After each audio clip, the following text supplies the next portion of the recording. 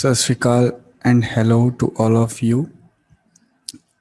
Today is the second lecture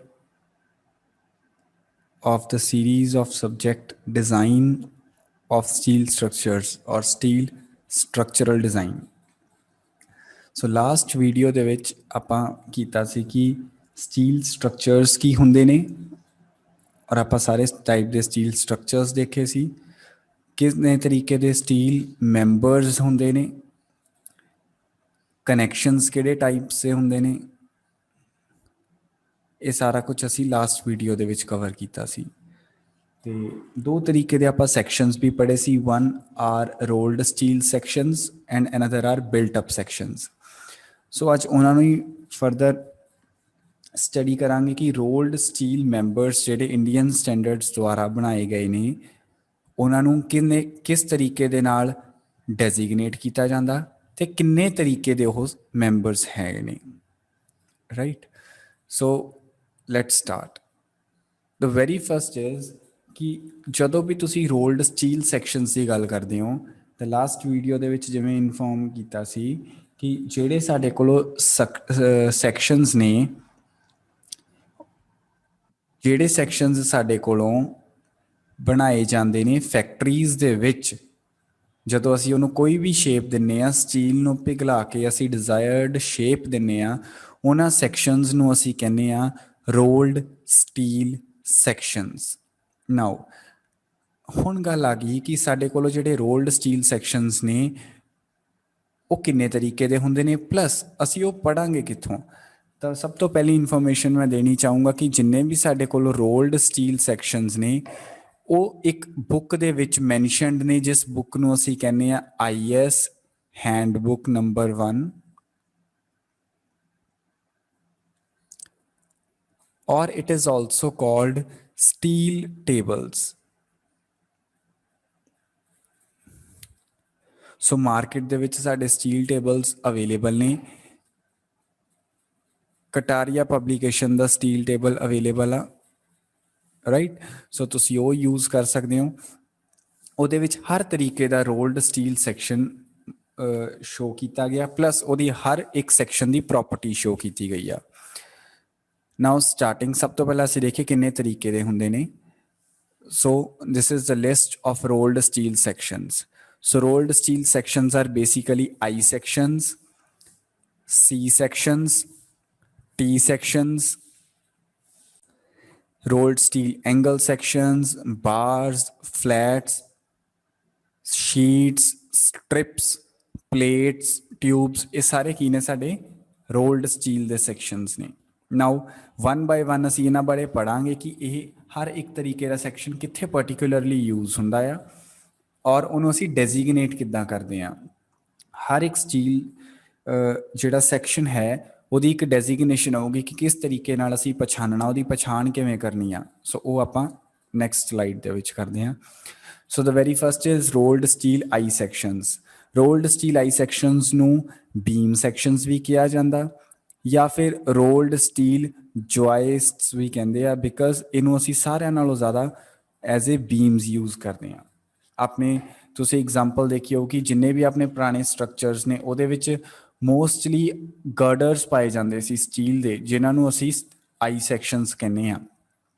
right so ਉਹ ਕੁਛ ਇਸ ਤਰੀਕੇ ਦਾ ਗਰਡਰ ਦੇਖਿਆ ਹੈ ਆਪਾਂ ਨਾਓ ਹੁਣ ਸਾਨੂੰ ਪਤਾ ਅਸੀਂ ਸਟਰਕਚਰਲ ਮਕੈਨਿਕਸ ਦਾ ਇੱਕ ਸਬਜੈਕਟ ਪੜ੍ਹਿਆ ਹੋਇਆ ਅਪਲਾਈਡ ਮਕੈਨਿਕਸ ਦੇ ਵਿੱਚ ਵੀ ਪੜ੍ਹਿਆ ਹੋਇਆ ਕਿ ਇੱਕ ਬੀਮ ਦੇ ਸੈਕਸ਼ਨ ਦੇ ਵਿੱਚ ਦੋ ਚੀਜ਼ਾਂ ਆਉਂਦੀਆਂ ਨੇ ਬੀਮ ਦੀ ਲੋਡਿੰਗ ਬੀਮ ਦੇ ਉੱਤੇ ਲੋਡ ਪੈਣ ਕਰਕੇ ਦੋ ਚੀਜ਼ਾਂ ਡਿਵੈਲਪ ਹੁੰਦੀਆਂ one is bending movement and another is sheer force ਇਹ ਦੋ ਪ੍ਰਾਇਮਰੀ ਫੋਰਸਿਸ ਨੇ ਸੋ ਇਹ ਜਿਹੜਾ ਸਾਡਾ I ਸੈਕਸ਼ਨ ਇਹਦੇ ਵਿੱਚ ਜਿਹੜਾ ਸੈਂਟਰਲ ਪੋਰਸ਼ਨ ਵਰਟੀਕਲ ਪੋਰਸ਼ਨ ਹੁੰਦਾ ਇਹਨੂੰ ਅਸੀਂ ਬੋਲਦੇ ਹਾਂ ਵੈਬ ਔਰ ਜਿਹੜਾ ਟੌਪ ਪੋਰਸ਼ਨ ਐਂਡ ਜਿਹੜਾ ਬਾਟਮ ਪੋਰਸ਼ਨ ਹੈ ਇਹਨਾਂ ਦੋਵਾਂ ਨੂੰ ਅਸੀਂ ਕਹਿੰਦੇ ਆ ਫਲੈਂਜਸ FLANGES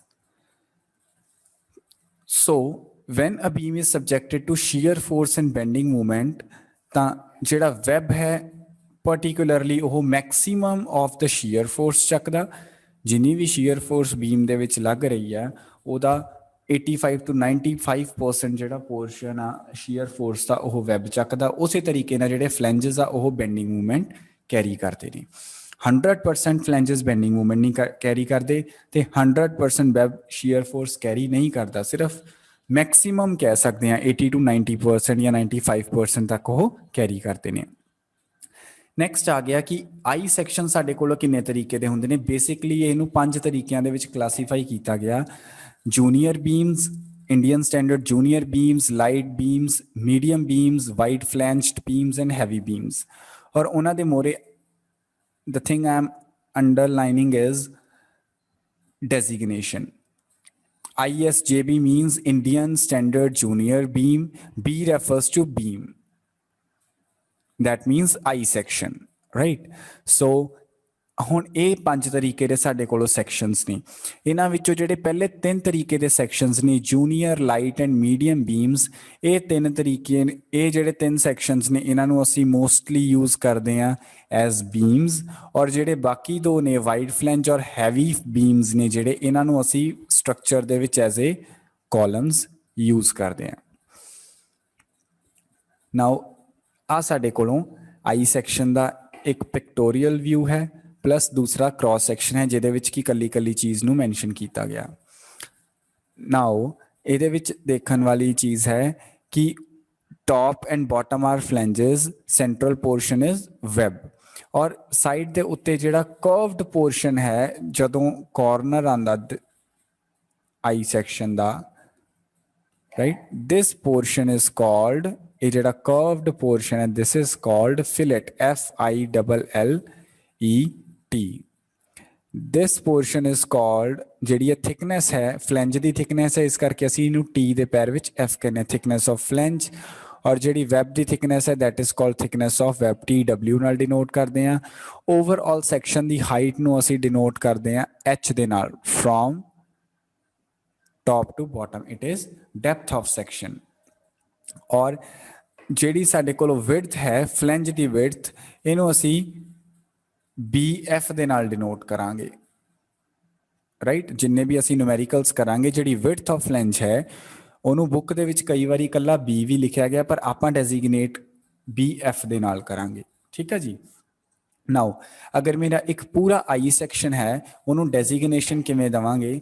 ਸਭ ਤੋਂ ਪਹਿਲਾਂ ਉਹਦੀ ਕਲਾਸ ਆਏਗੀ, ਜਿਵੇਂ 5 ਤਰੀਕੇ ਦੀਆਂ ਕਲਾਸਿਸ ਨੇ IS, JB, light, LB, medium MB, wide flanged WB ਤੇ ਹੈਵੀ ਬੀਮਸ HB। ਉਸੇ ਤਰੀਕੇ ਦੇ ਨਾਲ ਕੋਈ ਵੀ ਸੈਕਸ਼ਨ ਦਿੱਤਾ ਹੋ ਸਕਦਾ। ਅਗਰ ਤੁਹਾਨੂੰ ਲਿਖਿਆ IS HB ਤਾਂ ਹੈਵੀ ਬੀਮ, ਅਗਰ ਲਿਖਿਆ MB ਤਾਂ ਉਹਦਾ ਮਤਲਬ ਇੰਡੀਅਨ ਸਟੈਂਡਰਡ ਮੀਡੀਅਮ ਬੀਮ। ਸੋ ਹੁਣ ਸਾਡੇ ਕੋਲ ਸੈਕਸ਼ਨ ਹੈ IS HB, ਇਹ ਫੁੱਲ ਫਲੈਜ ਡੈਜ਼ਿਗਨੇਸ਼ਨ ਹੈ ਸਾਡੀ। ਤਾਂ ਇਹਨੂੰ ਅਸੀਂ ਕਿਵੇਂ ਐਕਸਪਲੇਨ ਕਿਵੇਂ ਕਰਾਂਗੇ। It is Indian standard heavy beams. Now what is this 225? this 225 is the overall depth of the section। ਇਹ ਜਿਹੜਾ ਮੇਰੇ ਕੋਲ I section ਹੈ ਇਹਦੀ ਜਿਹੜੀ overall depth ਹੈ that is 225 mm, right।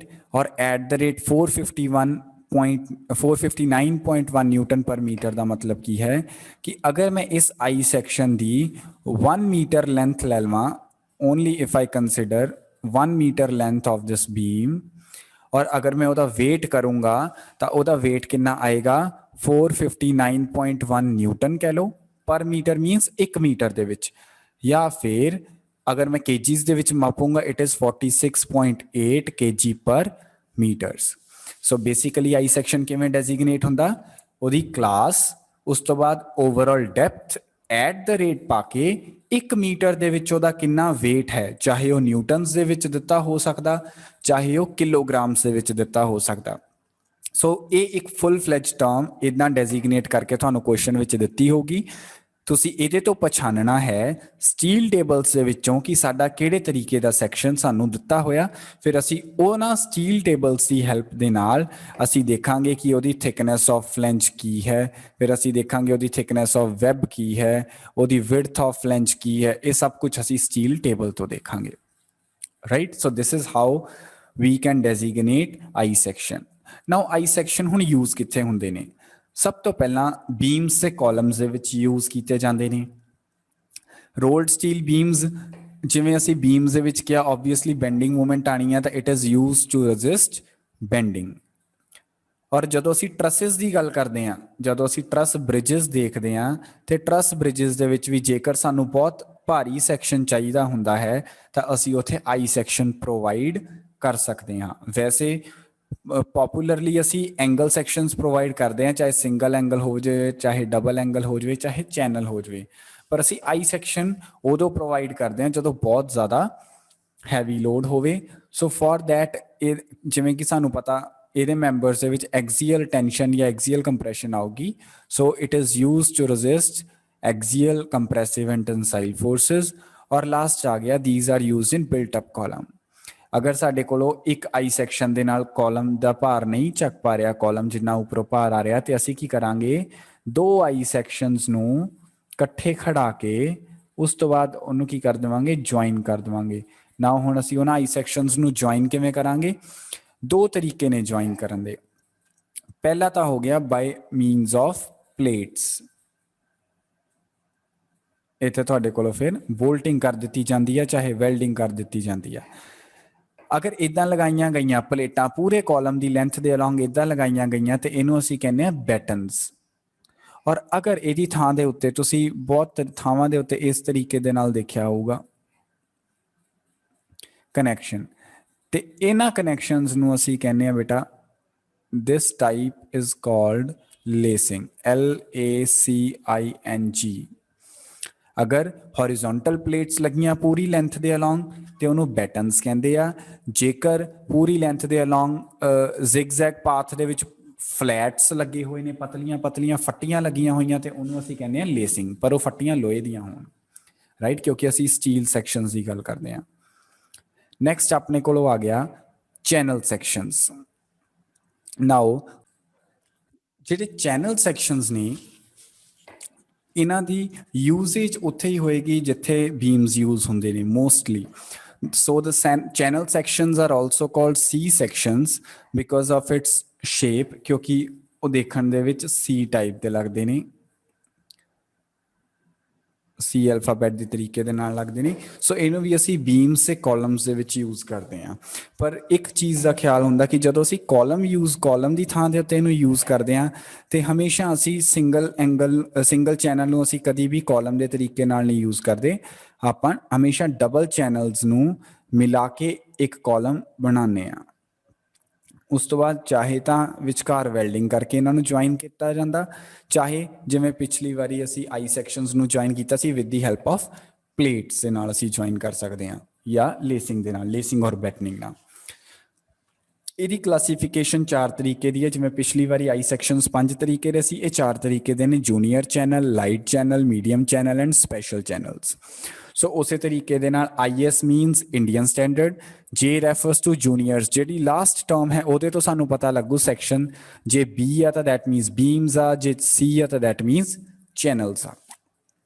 So Indian standard junior channel, Indian standard light channel, Indian standard medium channel and Indian standard special channels. So ਆ ਸਾਡੇ ਕੋਲੋਂ ਇੱਕ ਵਿਊ ਹੈ। ਇੱਕ ਚੈਨਲ ਸੈਕਸ਼ਨ ਦੇ ਵਿੱਚ ਦੋ ਫਲੈਂਜਸ ਹੁੰਦੇ ਨੇ, ਇੱਕ ਉੱਪਰ ਵਾਲਾ ਇੱਕ ਥੱਲੇ ਵਾਲਾ। ਸੋ ਜਿਵੇਂ ਆਈ ਸੈਕਸ਼ਨ ਦੇ ਵਿੱਚ ਸੀ, there are 2 flanges, right, and one is web.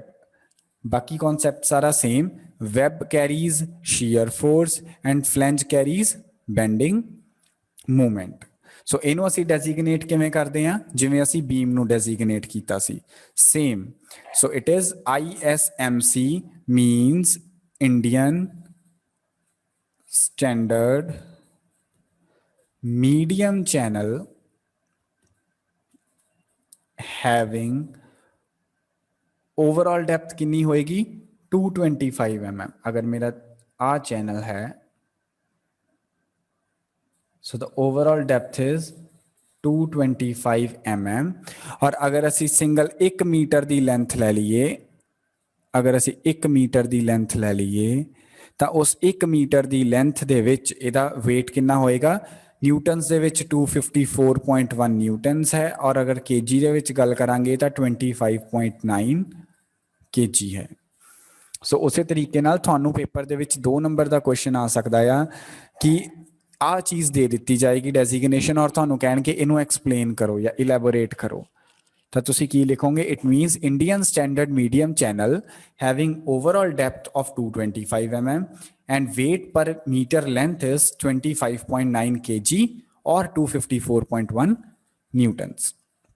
So channel sections दियां एप्लीकेशंस भी वही ने ये इंडस्ट्रीयल बिल्डिंग विच बीम्स ही तरीके दे नाल यूज हुंदे ने परलिन्स एक तरीके दे बीम्स हुंदे ने अगर मेरी आ इंडस्ट्रीयल शैड विच ट्रस है तो जेडे मेरे परलिन्स होणगे वो इहदे पैरेलल पैणगे लंबे लंबे बीम्स पाए जांदे आ दीज बीम्स आर कॉल्ड परलिन्स और इहदे अक्रॉस जेडे पाए जांदे ने सैक्शंस आ वाले दीज सैक्शंस आर कॉल्ड राफ्टर्स सो परलिन्स की थां दे उत्ते क्योंकि परलिन्स एक तरीके दे नाल बीम ही ने सो बेंडिंग मूवमेंट क्रिएट होएगी उहदे विच तां आपां उत्थे चैनल सैक्शंस पाने हैं क्योंकि आई सैक्शन हैवी हो जाता और उन्ना लोड आ भी नहीं रहा हुंदा उस तो बाद डबल चैनल्स या सिंगल चैनल्स टेंशन या कंप्रैशन मैंबर यूज किए जाते हैं ब्रिजेस दे विच और सेम लेसिंग या बैटनिंग दे नाल ज्वाइन करके असी 2 चैनल्स फेस टू फेस भी जोड़ सकते हैं और 2 चैनल्स बैक टू बैक भी जोड़ सकते हैं so it is up to you कि तुसी किस तरीके दे नाल इन्हां नूं जोड़ना चाहुंदे हो हाँ मेरे 2 चैनल्स ने अगर मैं 2 चैनल्स नूं प्लेट दे नाल जोड़ूंगा प्लेटां दे नाल जोड़ूंगा दैट इज़ कॉल्ड बैटनिंग अगर उन्हां ही चैनल्स नूं मैं टेढ़े मैंबर्स दे नाल जोड़ूंगा that is called lacing so this is lacing and this is battening next is rolled steel T sections T sections का नाम क्यों पिया क्योंकि ये टी की शेप वांगू दिखते हैं सो ये भी 5 तरीके दे नाल क्लासीफाई किए जाते हैं now Indian standard normal T sections heavy T sections special legged T sections light T sections and junior T sections ISNT HT SST SLT और JT सो ये साडे कोलों 5 तरीके दे टी सैक्शंस ने हुण गल आ गई कि टी सैक्शंस किस तरीके दे दिखते हैं सो आ साडे कोलों टी सैक्शन है हुण टी सैक्शन दे विच एक साडे कोलों है फ्लैंज और only one is web right एक वैब ते एक फ्लैंज सो ये एक क्वेश्चन बन के आ सकता छोटा जिहा फिल इन द ब्लैंक्स की form they which that A T section has dash flanges and dash web so that means one flange and one web so next is ਇਹਦੀ ਵੀ designation ਜਿਵੇਂ ਅਸੀਂ channel sections ਦੀ ਜਾਂ beam section ਦੀ ਕੀਤੀ ਸੀ ਉਵੇਂ ਹੀ ISHT means Indian standard heavy T beam with overall depth of the beam as 100 mm and if 1 meter length is weight of this section ਤਾਂ ਉਹਦਾ ਜਿਹੜਾ weight ਹੋਏਗਾ ਨਿਊਟਨਸ ਦੇ ਵਿੱਚ ਕਿੰਨਾ ਹੋਏਗਾ 196.2 ਨਿਊਟਨਸ ਔਰ if it is measured in kg it is 20 kgs T sections tension या कंप्रैशन मैंबर यूज किए जाते हैं सो असी देख चुके हैं आई सैक्शन चैनल सैक्शन ते टी सैक्शंस जिहड़े ने वो टेंशन या कंप्रैशन मैंबर विच यूज किए जा सकते हैं ट्रसेस दे विच उस तो बाद डोर्स या विंडो के फ्रेम्स दे विच भी असी टी सैक्शन नूं देखते हैं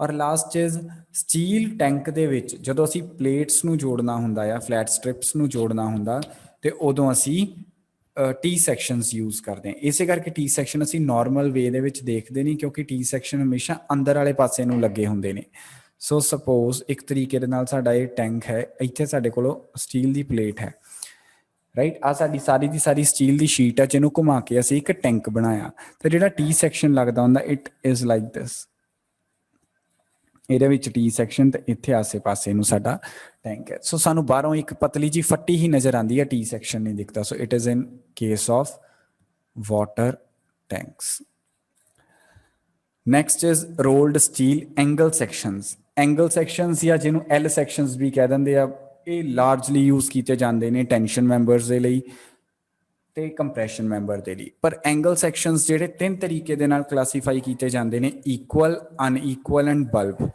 ਇਕੁਅਲ ਐਂਗਲ ਸੈਕਸ਼ਨ ਦੇ ਵਿੱਚ ਕੀ ਹੁੰਦਾ ਕਿ ਉਹਦੀ ਵਰਟੀਕਲ ਤੇ ਹੌਰੀਜ਼ੌਂਟਲ ਲੈਗ ਹੈ ਜਿਹੜੀ ਉਹ ਦੋਵੇਂ ਸੇਮ ਹੁੰਦੀਆਂ ਸੇ ਏ पर अनईक्वल दे विच की हुंदा, जिहड़ी वर्टिकल लैग है वो लंबी हुंदी आ एंड जिहड़ी दूसरी लैग है वो छोटी हुंदी है, हॉरिजॉन्टल लैग। सो इन्हां दे विचों जिवें मैं तुहानूं दस चुका कि टेंशन ते कंप्रैशन मैंबर च यूज हुंदा, जिहड़े ईक्वल एंगल सैक्शनस ने वो तुहाडे एज ए कंप्रैशन मैंबर यूज हुंदे ने, और जिहड़े अनईक्वल एंगल सैक्शनस ने वो तुहाडे काहदे लई यूज हुंदे ने, टेंशन मैंबर्स दे लई। सो ये दो तरीके दे सैक्शनस साडे यूज कीते जांदे ने। Next is bulb angle section. Bulb angle section is like this. ਉਹਦੇ ਵਿੱਚ ਥੱਲੇ ਵਾਲੀ ਲੈਗ ਤਾਂ ਸਿੰਗਲ ਐਂਗਲ ਵਾਂਗੂ ਹੀ ਹੁੰਦੀ ਹੈ, ਪਰ ਉੱਪਰ ਵਾਲੇ ਪਾਸੇ ਨੂੰ ਥੋੜਾ ਜਿਹਾ ਪੋਰਸ਼ਨ ਬਲਬ ਦੀ ਤਰੀਕੇ ਦੇ ਨਾਲ enlarged ਹੁੰਦਾ। So that's why it is called bulb angle section. So next ਆਪਣੇ ਕੋਲ ਆ ਗਿਆ ਇੱਕ ਵਿਊ ਹੈ unequal equal angle section and bulb sections ਦਾ, ਰਾਈਟ। ਸੋ ਹਰ ਇੱਕ ਐਂਗਲ ਸੈਕਸ਼ਨ ਦੀਆਂ ਦੋ ਲੈਗਸ ਹੁੰਦੀਆਂ ਨੇ, ਇੱਕ ਵਰਟੀਕਲ ਐਂਡ ਇੱਕ horizontal, right. Bulb angle section ਵਿੱਚ ਵੀ ਦੋ ਲੈਗਸ ਹੁੰਦੀਆਂ ਨੇ ਔਰ ਇੱਕ ਬਲਬ ਹੁੰਦਾ। ਸੋ ਐਂਗਲ ਸੈਕਸ਼ਨ ਨੂੰ ਅਸੀਂ ਡੈਜ਼ਿਗਨੇਟ ਕਿੱਦਾਂ ਕਰਦੇ ਹਾਂ? ਅਗਰ ਅਸੀਂ ਸਿੰਗਲ ਦੀ ਗੱਲ ਕਰੀਏ, ਮਤਲਬ ਇਕੁਅਲ ਐਂਗਲ ਸੈਕਸ਼ਨ ਜਾਂ ਅਨਈਕੁਅਲ ਦੀ ਗੱਲ ਕਰੀਏ, ਤੇ ਅਸੀਂ ਉਹਨੂੰ ਡੈਜ਼ਿਗਨੇਟ ਕਿਵੇਂ ਕਰਦੇ ਹਾਂ? ਸਪੋਜ਼ ਇੱਕ ਐਂਗਲ ਸੈਕਸ਼ਨ ਹੈ, ਵਰਟੀਕਲ ਲੈਗ 100, ਛੋਟੀ ਲੈਗ 75, ਤੇ ਅਸੀਂ ਲਿਖਾਂਗੇ ISA Indian standard angle having vertical leg 100, horizontal leg 75 into the thickness of the angle section is 8. So this is how you can designate Indian standard angle. सो उस तरीके दे नाल अगर मेरा कोई इक्वल एंगल सैक्शन होया वो किवें होऊगा? अगर 100 दियां दोवें लैग्स होण तो that मीनस Indian standard angle 100 mm vertical leg, 100 mm horizontal leg and 8 mm thickness, right? So ਇਹ ਸਾਡੇ ਕੋਲੋਂ ਕੀ ਹੋ ਗਏ? ਐਂਗਲ ਸੈਕਸ਼ਨ ਦੀ ਡੈਜ਼ਿਗਨੇਸ਼ਨ। ਪਰ ਜਦੋਂ ਅਸੀਂ ਬਲਬ ਸੈਕਸ਼ਨ ਦੀ ਗੱਲ ਕਰਦੇ ਹਾਂ ਤੇ ਉਹ ਉਸੇ ਤਰੀਕੇ ਦੇ ਨਾਲ ਅਸੀਂ ਡੈਜ਼ਿਗਨੇਟ ਕਰਦੇ ਹਾਂ ਜਿਵੇਂ ਅਸੀਂ ਬੀਮਸ ਨੂੰ ਡੈਜ਼ਿਗਨੇਟ ਕਰਦੇ ਸੀ। ਸੋ ਬੀਮਸ ਨੂੰ ਕਿਵੇਂ ਡੈਜ਼ਿਗਨੇਟ ਕੀਤਾ ਸੀ ਅਸੀਂ? ਅਗਰ ਮੇਰੇ ਕੋਲ ਆ ਬਲਬ ਸੈਕਸ਼ਨ ਹੈ, ISBA Indian standard bulb angle 200 की होएगा, having its overall depth as 200 mm and weight for 1 metre length its weight is 282 newton per metre. 1 metre दे विच उदा वेट कितना होएगा? 282 newtons. Next is angle sections कित्थे use हुंदे ने? Single ਤੇ ਡਬਲ ਐਂਗਲ ਸੈਕਸ਼ਨਸ ਟੈਂਸ਼ਨ ਜਾਂ compression members ਦੇ ਵਿੱਚ ਯੂਜ਼ ਕੀਤੇ ਜਾਂਦੇ ਨੇ ਟਰਸਿਸ ਵਿੱਚ। ਤੁਸੀਂ ਬਹੁਤ ਥਾਵਾਂ ਦੇ ਉੱਤੇ ਐਂਗਲ ਸੈਕਸ਼ਨਸ ਤਾਂ ਦੇਖ ਸਕਦੇ ਹੋ। ਜਿੰਨੇ ਵੀ ਆਪਣੇ ਟਰਾਂਸਮਿਸ਼ਨ ਟਾਵਰਸ ਜਾਂ ਪਾਈਲਨਸ ਹੁੰਦੇ ਨੇ ਉਹਨਾਂ ਦੇ ਵਿੱਚ ਵੈਰੀ ਲਾਰਜਲੀ ਐਂਗਲ ਸੈਕਸ਼ਨ ਹੀ ਯੂਜ਼ ਕੀਤੇ ਜਾਂਦੇ ਨੇ। ਆਲਮੋਸਟ ਸਮਟਾਈਮਸ 95 to 98% ਉਹਦੇ ਵਿੱਚ ਸਾਰੇ ਦੇ ਸਾਰੇ ਐਂਗਲਸ ਹੀ ਲੱਗੇ ਹੁੰਦੇ ਨੇ, ਔਰ ਸਮਟਾਈਮਸ ਤਾਂ ਸਾਰਾ ਦਾ ਸਾਰਾ ਸਟਰਕਚਰ ਹੀ 100% ਹੀ ਐਂਗਲਸ ਨਾਲ ਬਣਿਆ ਹੁੰਦਾ। ਉਸ ਤੋਂ ਬਾਅਦ ਅਗਰ ਅਸੀਂ ਇੱਕ ਕਾਲਮ ਬਣਾਉਣਾ ਪਰ ਸਾਡੇ ਕੋਲੋਂ ਆਈ ਸੈਕਸ਼ਨ ਅਵੇਲੇਬਲ ਨਹੀਂ, ਚੈਨਲ ਸੈਕਸ਼ਨ ਅਵੇਲੇਬਲ ਨਹੀਂ, ਠੀਕ ਆ, ਤਾਂ ਉਦੋਂ ਅਸੀਂ ਕੀ ਕਰਦੇ ਹਾਂ? 4 ਐਂਗਲ ਸੈਕਸ਼ਨਸ ਨੂੰ ਵੀ ਜੋੜ ਦਿੰਦੇ ਹਾਂ। 4 ਐਂਗਲ ਸੈਕਸ਼ਨਸ ਨੂੰ ਜੋੜ ਕੇ ਅਸੀਂ ਕੀ ਕਰਦੇ ਹਾਂ? ਇੱਕ ਕਾਲਮ ਬਣਾਉਂਦੇ ਹਾਂ, ਬਾਕਸ ਟਾਈਪ ਬਣ ਜਾਂਦਾ ਸਾਡੇ ਕੋਲੋਂ। ਔਰ ਉਹਨੂੰ ਫਿਰ ਇਹਨਾਂ ਨੂੰ ਅਸੀਂ ਕੰਬਾਈਨ ਕਿਵੇਂ ਕਰਦੇ ਹਾਂ? ਸੋ ਇਸ ਤਰੀਕੇ ਦੇ ਸੈਕਸ਼ਨ ਨੂੰ ਅਸੀਂ ਕੰਬਾਈਨ ਕਰਦੇ ਹਾਂ ਲੇਸਿੰਗ ਦੇ ਨਾਲ। ਇਸੇ ਤਰੀਕੇ ਨਾਲ ਜਿਵੇਂ ਮੈਂ ਤੁਹਾਨੂੰ ਲਾਸਟ ਟਾਈਮ ਦੱਸਿਆ, ਮੈਂ ਸਿੰਗਲ ਲਾਈਨ ਬਣਾ ਦਿੰਦਾ ਡਾਇਗਰਾਮ ਕਿ ਜਾਂ ਉਹਨੂੰ ਲੇਸਿੰਗ ਦੇ ਨਾਲ ਕੀਤਾ ਜਾਂਦਾ ਜਾਂ ਉਹਨੂੰ ਬੈਟਨਿੰਗ ਨਾਲ। ਸੋ ਮੈਂ ਜਿਹੜੀ ਇਸ ਟਾਈਮ ਡਾਇਗਰਾਮ ਦੇ ਵਿੱਚ ਬਲੂ ਕਲਰ ਦਾ ਬਣਾਇਆ ਦੈਟ ਇਜ਼ ਲੇਸਿੰਗ। ਉਸ ਤੋਂ ਬਾਅਦ ਜਦੋਂ ਬੀਮ ਨੂੰ ਕਾਲਮ ਦੇ ਨਾਲ ਜੁਆਇਨ ਕਰਨਾ ਹੋਵੇ ਉਦੋਂ ਵੀ ਅਸੀਂ ਕਨੈਕਟਿੰਗ ਐਲੀਮੈਂਟਸ ਦੀ ਫਾਰਮ ਦੇ ਵਿੱਚ ਅਸੀਂ ਐਂਗਲ ਸੈਕਸ਼ਨਸ ਲਗਾ ਦਿੰਦੇ ਹਾਂ, ਰਾਈਟ। ਜਦੋਂ ਬਹੁਤ ਜ਼ਿਆਦਾ ਹੈਵੀ ਲੋਡਸ ਚੱਕਣੇ ਹੁੰਦੇ ਆ ਤਾਂ ਥੱਲੇ ਇੱਕ ਤਰੀਕੇ ਦੇ ਨਾਲ ਅਸੀਂ ਐਂਗਲ ਲਾ ਦਿੰਦੇ ਹਾਂ। ਹੈਵੀ ਲੋਡਸ ਨੂੰ ਕੈਰੀ ਕਰਨ ਦੇ ਲਈ ਸਪੋਰਟਿੰਗ ਐਂਗਲਸ ਲਗਾ ਦਿੰਦੇ ਹਾਂ। ਉੱਥੇ ਫਿਰ ਜਿਹੜੀਆਂ ਰਿਵਿਟਸ ਲਗਾਈਆਂ ਜਾਂਦੀਆਂ ਟੈਕਿੰਗ ਰਿਵਿਟਸ ਲੱਗਦੀਆਂ ਨੇ। ਸੋ ਟੈਕਿੰਗ ਰਿਵਿਟਸ ਦਾ ਕਨਸੈਪਟ ਸਾਡੇ ਟੈਂਸ਼ਨ ਮੈਂਬਰ ਦੇ ਚੈਪਟਰ ਦੇ ਵਿੱਚ ਆਏਗਾ ਫੁੱਲ ਫਲੈਜ। ਔਰ ਜਿਹੜੇ ਬਲਬ ਐਂਗਲਸ ਆ ਇਹ ਅਸੀਂ ਕਿਤੇ ਵੀ ਜ਼ਿਆਦਾਤਰ ਦੇਖਦੇ ਨਹੀਂ। These are widely used in ship buildings ਦੇ ਵਿੱਚ। ਜਿਹੜੀਆਂ ਸਾਡੇ ਕੋਲੋਂ ਸ਼ਿਪ ਦੇ ਸਟਰਕਚਰਸ ਬਣਦੇ ਨੇ ਉਹਨਾਂ ਦੇ ਵਿੱਚ ਜਦੋਂ ਐਂਗਲ ਦੀ ਬਾਹਰਲੀ ਲੈਗ ਆਊਟਸਟੈਂਡਿੰਗ ਲੈਗ, ਮਤਲਬ ਸਪੋਜ਼ एक प्लेट दे नाल तुहाडा एंगल जुड़िया ते एक लैग है जिहड़ी तां जुड़ी हुई लैग है, that lag is called connected lag. और जिहड़ी तुहाडे कोल दूसरे तरीके दी लैग जिहड़ी बाहर नूं इलोंगेटेड है, that is called outstanding lag. ते क्योंकि ये आउटस्टैंडिंग लैग दा मुड़न दा डर रहिंदा ते उहदे थल्ले असीं किस तरीके दा सैक्शन लगाने आ, बल्ब एंगल सैक्शन लगाने आ। और क्यों लाने आ, क्योंकि ओह लोड ਉਹਦੇ ਕਰਕੇ ਜਿਹੜੀ ਆਊਟਸਟੈਂਡਿੰਗ ਲੈਗ ਹੈ ਲੈਂਥ ਜ਼ਿਆਦਾ ਹੋਣ ਕਰਕੇ ਮੁੜ ਨਾ ਜਾਵੇ, ਬੈਂਡ ਨਾ ਹੋ ਜਾਵੇ। ਸੋ ਅਗਰ ਮੈਂ ਬਲਬ ਐਂਗਲ ਸੈਕਸ਼ਨ ਲਗਾਉਂਗਾ ਤੇ ਉਹਦੇ ਉੱਤੇ ਲੋਡ ਪੈਣ ਦੇ ਕਰਕੇ ਉਹਦੇ ਵਿੱਚ ਕਿਹੜੀ ਫੋਰਸ ਡਿਵੈਲਪ ਹੋਏਗੀ, ਕੰਪਰੈਸ਼ਨ ਫੋਰਸ। ਤਾਂ it is under compression. Next is rolled steel bars. ਦੋ ਤਰੀਕੇ ਦੀਆਂ ਹੁੰਦੀਆਂ, one is square bars and another is round bars.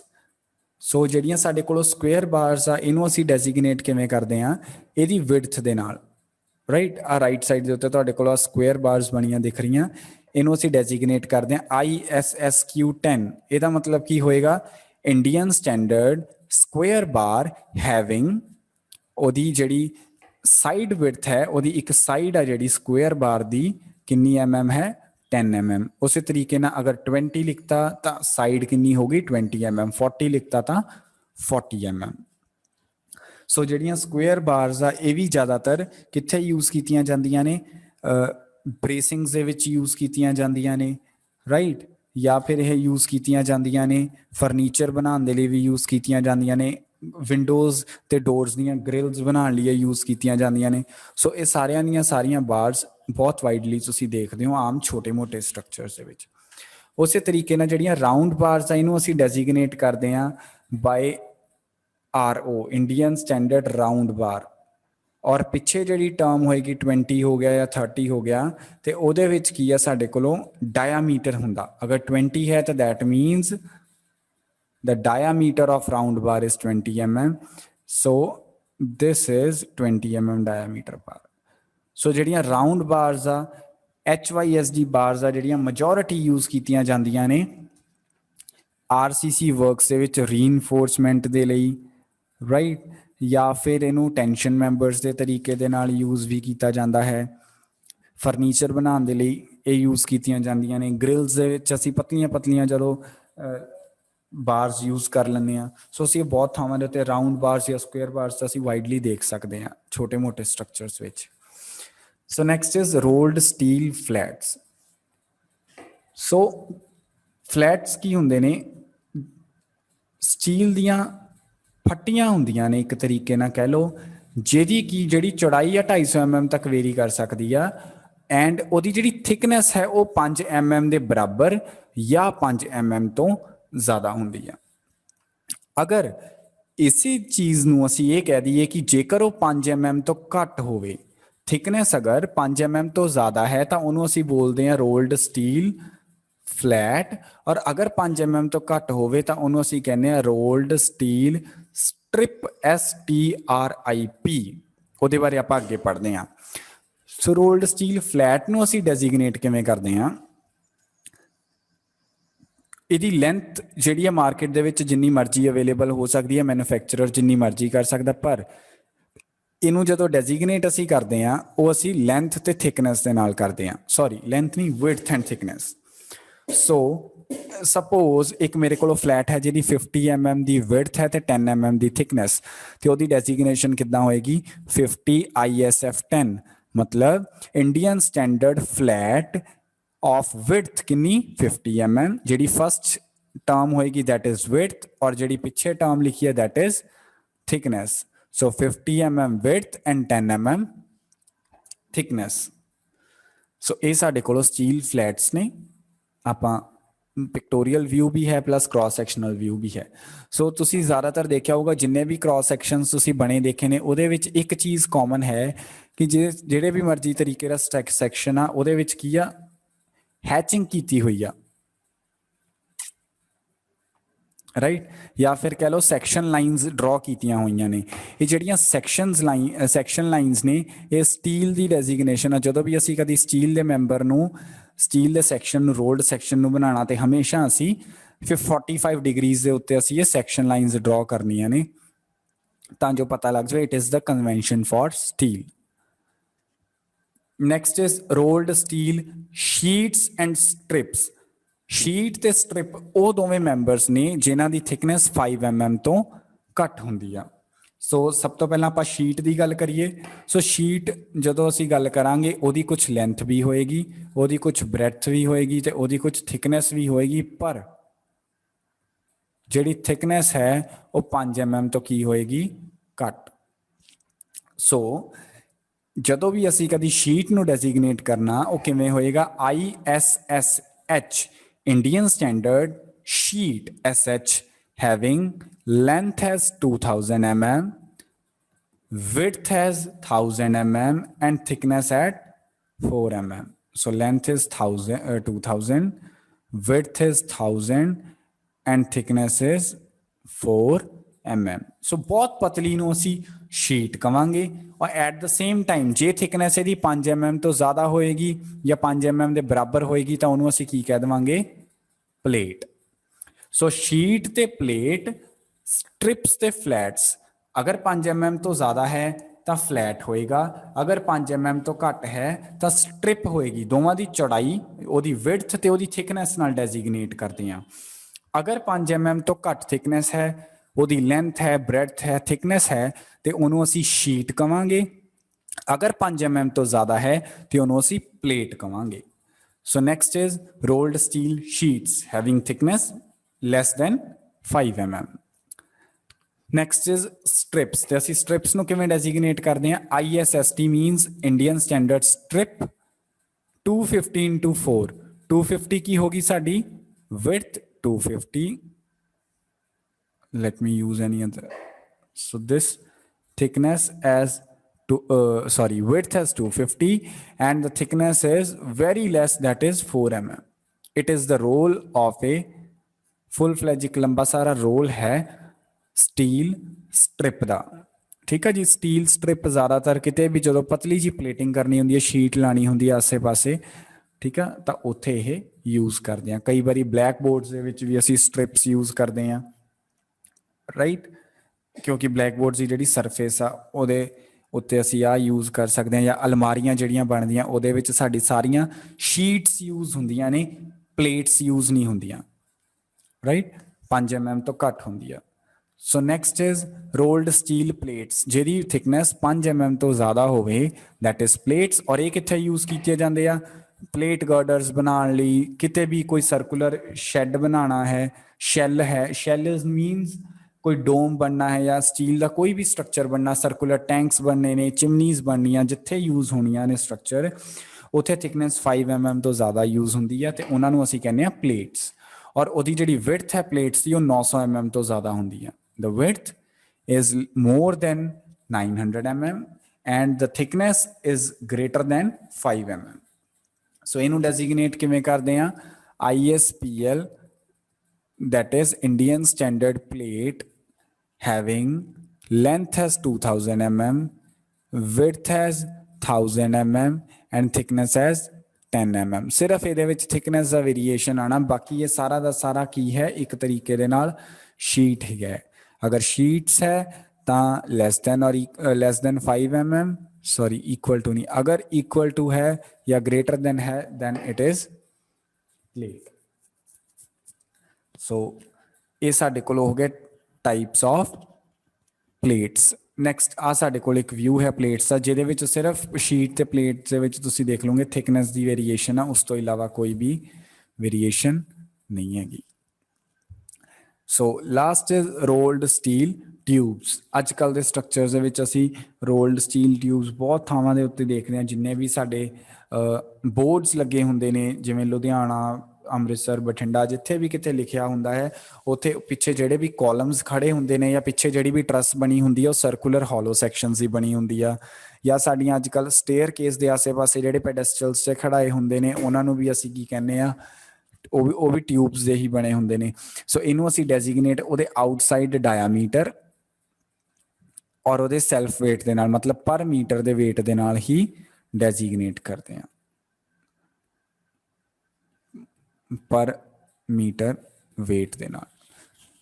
ਸੋ ਇਹ ਸਾਡੇ ਕੋਲ ਅਸੀਂ ਹਰ ਤਰੀਕੇ ਦੇ ਸਟਰਕਚਰਲ ਮੈਂਬਰਸ ਤੇ ਉਹਨਾਂ ਦੀ designation. So from next lecture सानू 2 चीज़ों की लोड़ पैगी अगर असी स्टील का सबजैक्ट अगे फॉरवर्ड करना है। वन इज़ स्टील टेबल्स जिन्हों असी IS हैंडबुक नंबर 1 कहने हैं and another is steel cored that is IS 800 2007 plus calculator वो तो न्यूमेरिकल सबजैक्ट दे विच जरूरी है ही है। So that is all for today. Thank you.